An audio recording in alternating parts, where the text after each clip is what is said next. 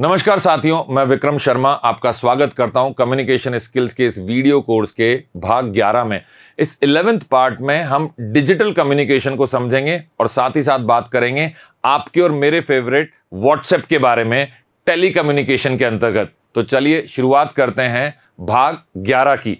जब बात चल रही है डिजिटल कम्युनिकेशन की तो आप और मैं जानते हैं ईमेल एक ऐसा जरिया है जिसके माध्यम से व्यावसायिक तौर पर ज्यादा हम एक दूसरे से कम्युनिकेट करते हैं। मतलब अगर मुझे कोई भी संदेश व्यावसायिक तौर पर किसी कंपनी के साथ करना है या किसी बैंक के साथ करना है या अपने किसी अधिकारी के साथ करना है तो उसका सबसे सही जरिया है ईमेल। ये ईमेल जो है इसको हम एक दस्तावेज की तरह से भी इस्तेमाल कर सकते हैं। तो याद रखिए, ईमेल व्यावसायिक तौर पर ज्यादा इस्तेमाल किया जाता है। साथ ही साथ बात चलती है जब हम आम तौर पर किसी से भी कोई संदेश प्राप्त करते हैं या उसे संदेश देना चाहते हैं तो वो होता है इंस्टेंट मैसेजिंग, मतलब त्वरित संदेश के द्वारा। ये क्या होता है, आपके मोबाइल फोन से आप किसी को मैसेज भेजते हैं। आजकल तो आप व्हाट्सएप यूज करते हैं, लेकिन वो जो टेक्स्ट मैसेज हम भेजते हैं उसको हम त्वरित संदेश या इंस्टेंट मैसेजिंग भी बोल सकते हैं। दूसरा है सोशल मीडिया के माध्यम से भी लोग एक दूसरे के साथ कम्युनिकेट करते हैं। इंस्टाग्राम पे हमें कोई संदेश प्राप्त होता है या फेसबुक पे हम कोई कमेंट करते हैं, यह भी एक कम्युनिकेशन का जरिया है। तो ये सोशल मीडिया भी डिजिटल कम्युनिकेशन के अंतर्गत आता है। फिर आता है वीडियो कॉन्फ्रेंसिंग। जब कोविड-19 के दौरान लोगों का ऑफिस आना जाना बंद हो गया तो वर्क फ्रॉम होम, घर से काम करने का एक नया कल्चर स्टार्ट हुआ। इसमें हम अपने घर से काम करते थे, लेकिन जब कभी भी टीम से बात करनी होती थी तो आपको याद होगा जूम नाम का एक एप्लीकेशन, एक नई ऐप आई। उसके माध्यम से लोगों ने वीडियो कॉन्फ्रेंसिंग की, आपस में एक दूसरे से वीडियो के थ्रू जुड़ने लगे। तो वीडियो के माध्यम से जब हम एक दूसरे से संवाद करते हैं तो उसे वीडियो कॉन्फ्रेंसिंग बोलते हैं। इसी तरीके से वॉइस और वीडियो कॉल्स भी की जाती हैं। जब आप व्हाट्सएप पे किसी से टेक्स्ट करते हैं, लिखकर कोई संदेश देते हैं या प्राप्त करते हैं, उसी के साथ साथ हम कई बार व्हाट्सएप से कॉल भी तो करते हैं। तो ये वीडियो कॉल्स या वॉइस कॉल्स सिर्फ व्हाट्सएप से ही नहीं होती, और भी कई जरिए हैं। अगर आपके पास आईफोन है तो वहां पर फेस टाइम किया जाता है। ऐसे ही स्काइप नाम की भी एक एप्लीकेशन है जिसके माध्यम से आप वीडियो कॉल कर सकते हैं। गूगल मीट के भी वीडियो कॉल की जा सकती है। तो ये कई सारे वॉइस और वीडियो कॉल के कम्युनिकेशन चैनल्स हमारे पास हैं।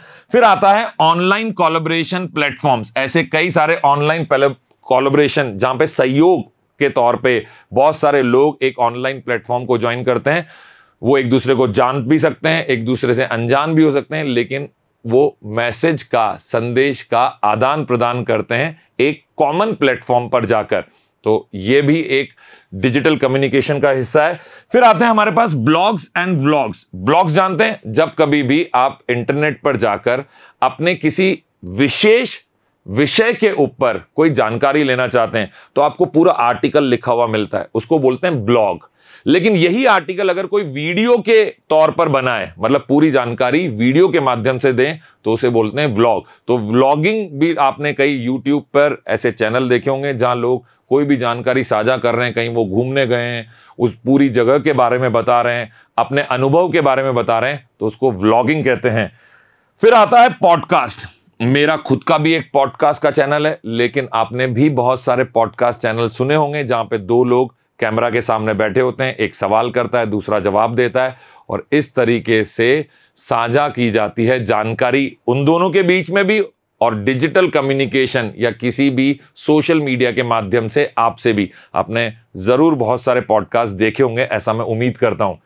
इसी के साथ साथ बात आती है वेबिनार्स की और ऑनलाइन इवेंट्स की। एक होता है सेमिनार, जहां पे मंच से कोई व्यक्ति बहुत सारे सामने बैठे हुए लोगों को संबोधित कर रहा है, लेकिन यही काम अगर अपन डिजिटल माध्यम से करें तो उसे बोलते हैं वेबिनार। सेमिनार तो हम फिजिकल करते हैं, फिजिकल मतलब जहां पर आप मेरे समकक्ष मौजूद हैं, लेकिन वेबिनार जो है ये किए जाते हैं इंटरनेट के माध्यम से, जिसमें एक व्यक्ति बोलता है, बहुत सारे लोग इंटरनेट के माध्यम से उसको एक साथ सुनते हैं, उसकी बातों को समझते हैं। तो संचार का एक बड़ा उचित माध्यम है वेबिनार, जब आपको बहुत सारे लोगों को एक साथ संबोधित करना हो। ऑनलाइन इवेंट्स भी इसी के अंतर्गत आते हैं। फिर बनी हुई हैं कुछ ऑनलाइन फोरम्स और कम्युनिटीज। कम्युनिटीज मतलब ऐसे समुदाय जो एक जैसी सोच रखते हैं, उनको एक जैसी जानकारी प्राप्त करनी होती है, तो इनकी एक कम्युनिटी बन जाती है, ये एक दूसरे के साथ अपनी जानकारियों को साझा करते हैं। ये भी डिजिटल कम्युनिकेशन का एक हिस्सा है। इसके बाद हम बात कर रहे हैं ई कॉमर्स कम्युनिकेशन की। अब ई कॉमर्स कम्युनिकेशन क्या होता है? आपने अमेजॉन, फ्लिपकार्ट, इनका नाम तो जरूर सुना होगा, हो सकता है यहां से कोई सामान भी खरीदा हो, तो आप बोलेंगे ये कम्युनिकेशन या संचार कैसे हुआ? अरे भाई, वहां पर कोई अपना प्रोडक्ट बेच रहा है, वो आपको एक संदेश पहुंचा रहा है कि मेरा ये प्रोडक्ट क्वालिटी में ऐसा है, इसका इतना दाम है, और आज विशेष तौर पर मैंने इसका दाम कम किया है क्योंकि आज सेल चल रही है। ये सब अपने आप में एक संचार का माध्यम है, और जहां से भी ऐसी कोई चीजें खरीदी या बेची जाती हैं उसको हम ई कॉमर्स बोलते हैं। इसलिए ई कॉमर्स के जो कम्युनिकेशन चैनल्स हैं ये भी अपने आप में संचार का एक माध्यम है। फिर हम बात करते हैं मोबाइल मैसेजिंग एप्स की, जैसे कि आप व्हाट्सएप करते हैं। फिर बात आती है एआर, जिसको बोलते हैं ऑग्यूमेंटेड रियलिटी, या हिंदी में हम इसको बोलेंगे वृद्धित वास्तविकता, एआर। दूसरा होता है वर्चुअल रियलिटी, वर्चुअल रियलिटी या वर्चुअल वास्तविकता, जो सच में नहीं है लेकिन आपको किसी न किसी ग्राफिक के माध्यम से दिखाई जा रही है, वो हकीकत में चीज नहीं है। तो ऐसा आपने कई सारी पिक्चरों में देखा होगा, या फिर अगर आप वीडियो गेम खेलने के शौकीन हैं तो आपने देखा होगा कि इस तरह की एक मशीन लगा दी जाती है जिसको वीडियो गेम खेलने के दौरान ऐसा अनुभव प्राप्त होता है, जिसने भी वो मशीन अपनी पहनी हुई है, कि वो सच में उस गेम का एक हिस्सा है। तो ये भी आजकल की नई टेक्नोलॉजी डिजिटल कम्युनिकेशन का हिस्सा है। आगे जब मैं बात करता हूं तो हम डिजिटल सिग्नेचर की बात करते हैं, साथ ही साथ बात आती है सबसे खास साइबर सिक्योरिटी की। अब देखिए, जैसे जैसे टेक्नोलॉजी बढ़ी, हमारी ऑनलाइन प्रेजेंस, मतलब हमारी ऑनलाइन एक जो हम कह सकते हैं अटेंडेंस वहां पे बढ़ने लगी है, प्रेजेंस हमारी बढ़ने लगी है। इसके दौरान हमारी निजता, हमारी गोपनीयता, अब साथ ही साथ कभी कभी आपने देखा होगा लोग पैसे का आदान प्रदान भी आजकल ऑनलाइन करने लगे हैं। आप पेटीएम का इस्तेमाल करते हैं, आप गूगल पे का इस्तेमाल करते हैं, आप फोन पे का इस्तेमाल करते हैं, या आप इंटरनेट बैंकिंग का इस्तेमाल करते हैं। यहां पे भी साइबर सिक्योरिटी एक अति महत्वपूर्ण चीज है, जिसके माध्यम से आपकी चीजें सुरक्षित रहती हैं, आपका पैसा सुरक्षित रहता है, आपके फोटो जो आप एक दूसरे को भेज रहे हैं, ये सारी चीजें सुरक्षित रखना, यह आती है साइबर सिक्योरिटी के अंतर्गत। फिर आती है इमोजीज और जिफ्स। इमोजी, आपने देखा ना व्हाट्सएप पे हम कभी कभी कहीं बताना चाहते हैं कि मैं इस बात से खुश हूं, तो हम लिखने की जगह एक हंसता हुआ चेहरे का एक ऑप्शन हमारे पास आता है, वो हम हंसता हुआ चेहरा, कभी गुस्से का एक हमें अगर भाव प्रदर्शित करना हो, दिखाना हो किसी को, तो हम गुस्से की इमोजी भेज देते हैं, वो एक छोटा सा चेहरा है जो पूरा लाल हो रखा है। इसी तरह से जिफ्स बनते हैं, जब बहुत सारे फोटोग्राफ्स एक साथ जुड़ जाते हैं तो ऐसा लगता है जैसे वो चल रहे हैं, वो बार बार जिंदाबाद का एक ऐसे जिफ आपको दिखेगा। सब देखा आपने ऐसा? तो ये सारी चीजें भी डिजिटल कम्युनिकेशन का हिस्सा है, और इन सब में सबसे खास जिसे मैं मानता हूं वो है डेटा एनालिटिक्स, मतलब डेटा का विश्लेषण। अगर आप इंस्टाग्राम, फेसबुक का इस्तेमाल करते हैं और आपका कोई अकाउंट वहां है, और आप कभी भी कोई पोस्ट वहां डालते हैं, एक फोटोग्राफ वहां डालते हैं जो लोगों के लिए है, तो आप देख सकते हैं कितने लोगों ने देखा, कितने लोगों ने उसको पसंद किया, कितने लोगों ने उस पर मैसेज किया, और गहराई से भी इसकी एनालिटिक्स कर सकते हैं कि ये देखने वाले लोग कौन सी जगह से हैं, वो गुजरात से हैं, राजस्थान से हैं, वो भारत से हैं, वो अमेरिका से हैं। तो ये जो डेटा इकट्ठा होता है, इसका विश्लेषण भी हमारा डिजिटल कम्युनिकेशन का एक हिस्सा है। चलिए बात को आगे बढ़ाते हुए मैं आपको लेके चलता हूं अपने सबसे प्रिय और सबसे पसंदीदा व्हाट्सएप मैसेजिंग पे, जिसको हम डिजिटल कम्युनिकेशन के अंतर्गत पढ़ रहे हैं। ये टेली कम्युनिकेशन का भी एक हिस्सा है। अब ये व्हाट्सएप क्या चीज है? ये उपयोगकर्ता को, ये अपने आप में एक एप्लीकेशन है, एक सॉफ्टवेयर बनाया आपके फोन में, आपने उसको डाउनलोड किया, अपनी फोन नंबर को उसके साथ रजिस्टर किया, और आप बन गए व्हाट्सएप के उपयोगकर्ता। क्या कुछ कर सकते हैं आप? बहुत कुछ तो ऑलरेडी कर रहे हैं। यहां पे क्या कर सकते हैं आप? एक दूसरे को मैसेज भेज सकते हैं, जिसको हम टेक्स्ट मैसेज बोलते हैं, जो लिख के भेजे जाते हैं। तो मेन जो इसका यूज है वो तो टेक्स्ट मैसेज ही है, लेकिन अब व्हाट्सएप सिर्फ टेक्स्ट मैसेज तक सीमित नहीं रहा, आप इसको अपने व्यवसाय में भी इस्तेमाल कर सकते हैं, और ये बहुत कारगर हो सकता है। चलिए समझते हैं इसको एक एक करके। तो जब हम व्हाट्सएप की बात करते हैं तो जो उपयोग करता है, आप भी और मैं भी, ये सीधे संदेश टाइप कर सकते हैं, या खुद को व्यक्त करने के लिए इमोजी, स्टिकर या जिफ का उपयोग भी कर सकते हैं। मतलब सिर्फ लिख के ही नहीं, आप स्टिकर के माध्यम से, एक जिफ के माध्यम से, एक इमोजी के माध्यम से आप अपनी संदेश को दूसरे तक पहुंचा सकते हैं। इसके साथ साथ आप अपना संदेश डिलीवर करने के लिए उसमें फोटो जोड़ सकते हैं, कोई वीडियो भी आप एक दूसरे के साथ साझा कर सकते हैं। और आपने देखा होगा ना, वॉइस रिकॉर्डिंग का भी एक उसमें ऑप्शन होता है, तो उस ऑप्शन को भी आप यूज कर सकते हैं, वॉइस मैसेज भेज सकते हैं, या कोई मल्टीमीडिया फाइल भी अटैच की जा सकती है ऐसी, जिसमें बहुत सारी जानकारी हो, ऐसी सॉफ्टवेयर की फाइल भी आप एक दूसरे के साथ साझा कर सकते हैं। व्हाट्सएप में आपको टेक्स्ट मैसेजिंग के अलावा व्हाट्सएप जो है वो इंटरनेट कनेक्शन के आधार पर आपको वॉइस और वीडियो कॉल का समर्थन करता है। मतलब आपके पास एक एक्टिव इंटरनेट कनेक्शन है, जो कि सक्रिय इंटरनेट कनेक्शन आपके फोन में है, आपके पास इंटरनेट की सुविधा है, तो आप एक दूसरे से फोन पर बात कर सकते हैं, वीडियो कॉल कर सकते हैं, वॉइस कॉल कर सकते हैं जिसमें सुन सकते हैं, वीडियो कॉल में आप एक दूसरे को देख भी सकते हैं। ये सब तो बड़ी कॉमन सी बातें हैं जो हम सब जानते हैं। लेकिन जब आगे बढ़ते हैं तो उपयोगकर्ता जो है वो पारंपरिक फोन नेटवर्क, जो आपका मोबाइल का नेटवर्क होता है, एयरटेल, जियो, वोडाफोन, इसके सिवा आप इंटरनेशनल कॉल भी कर सकते हैं बिना किसी शुल्क के, बिल्कुल निःशुल्क। बस आपके पास क्या होना चाहिए? एक सक्रिय इंटरनेट कनेक्शन होना चाहिए। तो व्हाट्सएप आपके पैसे भी बचा रहा है। सिर्फ इंटरनेट का खर्चा आपका जो 200-300 रुपए का एक महीने का होता है, उससे आप पूरे विश्व भर में कॉलिंग कर सकते हैं, वीडियो कॉल, ऑडियो कॉल, एक दूसरे को संदेश भेज सकते हैं। धीरे धीरे हम कई और नई बातें यहां जानेंगे। व्हाट्सएप जो है उपयोगकर्ताओं को कई प्रतिभागियों के साथ समूह चैट बनाने में सक्षम बनाता है। अब बात चल रही है ग्रुप चैट की। तो आपका एक परिवार का ग्रुप बना होगा जहां पर सुबह सुबह कोई जय श्री कृष्णा भेजता होगा, या वहां पर किसी एक के जन्मदिन पर सब एक साथ बधाई भेजते होंगे। तो ग्रुप जब बनाया जाता है व्हाट्सएप पे, ये उन लोगों का बनता है जो एक दूसरे को जानते हैं, सभी लोग एक दूसरे को जानते हैं, या इनसे एक दूसरे को पूर्णतया अगर ये लोग नहीं भी जानते, जैसे ऑफिस का ग्रुप बनता है, स्कूल का ग्रुप बनता है, तो भी अगर इन दोनों को या उस ग्रुप में जुड़े हुए तमाम लोगों को एक दूसरे के बारे में जानकारी मिल जाए, एक दूसरे का नंबर भी मिल जाए, तो इसमें कोई हानि नहीं है।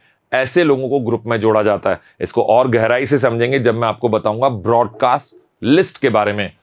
आगे मैं आपसे बात करूंगा इस टेलीकम्युनिकेशन, व्हाट्सएप टेलीकम्युनिकेशन के कि जो समूह के सदस्य हैं, ये संदेशों का एक दूसरे के साथ, वो जो ग्रुप में एक साथ जुड़े हुए हैं, ये संदेश एक दूसरे को भेज सकते हैं, सभी लोग उसमें संदेश डाल सकते हैं।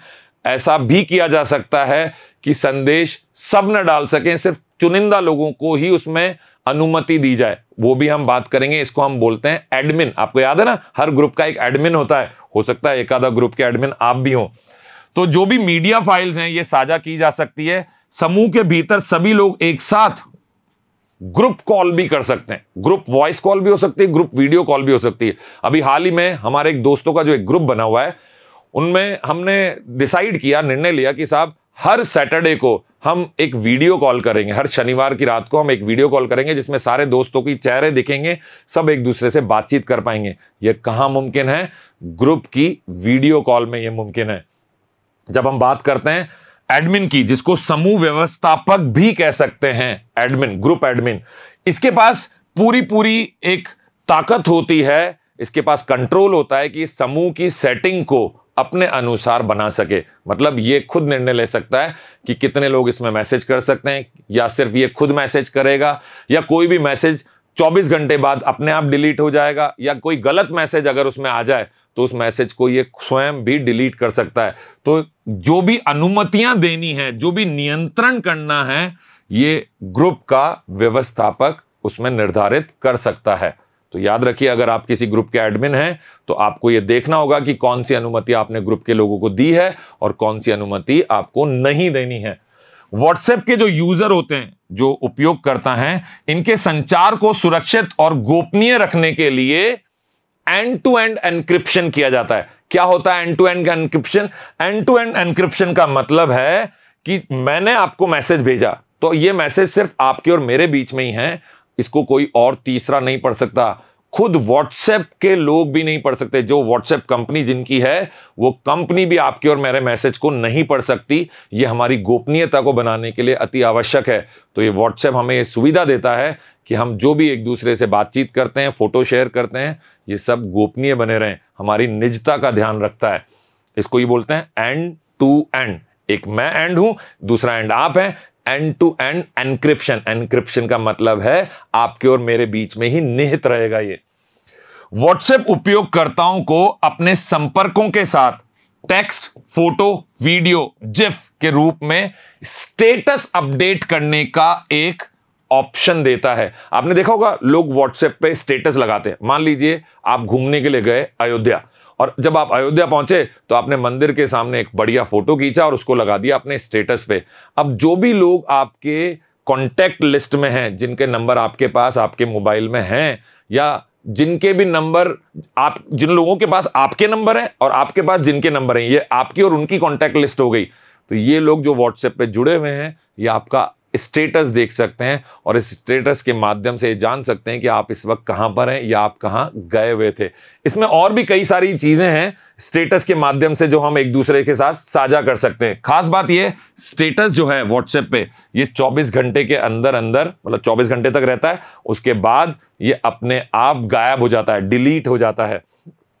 आप इससे दैनिक जीवन के क्षणों को साझा कर सकते हैं, आप अपने विचारों को साझा कर सकते हैं, आप क्या सोच रहे हैं, आपकी क्या भावनाएं हैं, ये आप उस जगह पर उसी प्रकार का एक इमेज, एक फोटोग्राफ लगा सकते हैं, एक वीडियो लगा सकते हैं, एक जिफ लगा सकते हैं और इस तरीके से अपने दोस्तों से या अपने परिवार के साथ साथ आप और भी जानकार लोगों से अपना आज जो चल रहा है इन 24 घंटों में उसका अपडेट साझा कर सकते हैं।